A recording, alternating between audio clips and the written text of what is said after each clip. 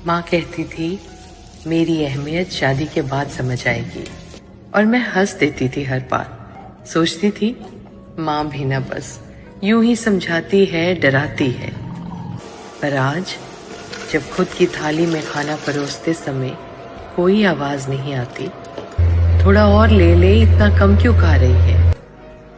जब बुखार में भी खुद ही पानी पीना पड़ता है और कोई माथा छू कर ये नहीं कहता ठीक है तू, तब समझ आती है कि माँ सिर्फ एक रिश्ता नहीं, माँ आदत है, माँ प्यार है। जब तक साथ होती है हम उसकी कद्र नहीं करते, और जब दूर हो जाती है तो हर छोटी सी छोटी चीज में भी याद आती है। आज सच में माँ की वही बात याद आ रही है। मेरी अहमियत शादी के बाद समझ आएगी।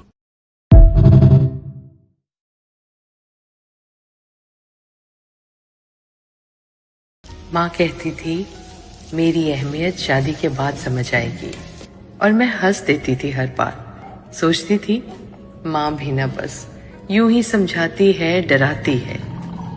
पर आज जब खुद की थाली में खाना परोसते समय कोई आवाज नहीं आती, थोड़ा और ले ले, इतना कम क्यों खा रही है। जब बुखार में भी खुद ही पानी पीना पड़ता है और कोई माथा छू कर ये नहीं कहता ठीक है तू, तब समझ आती है कि माँ सिर्फ एक रिश्ता नहीं, माँ आदत है, माँ प्यार है।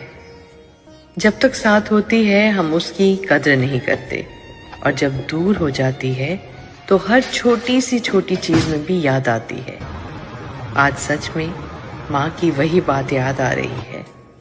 मेरी अहमियत शादी के बाद समझ आएगी।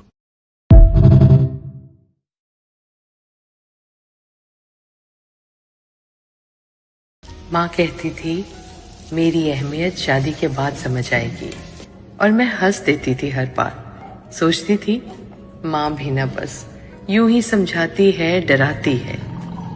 पर आज जब खुद की थाली में खाना परोसते समय कोई आवाज नहीं आती, थोड़ा और ले ले, इतना कम क्यों खा रही है।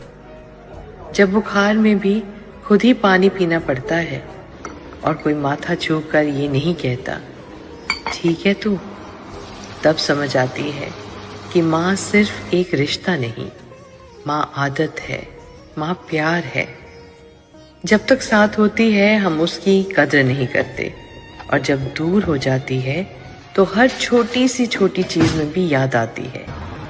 आज सच में माँ की वही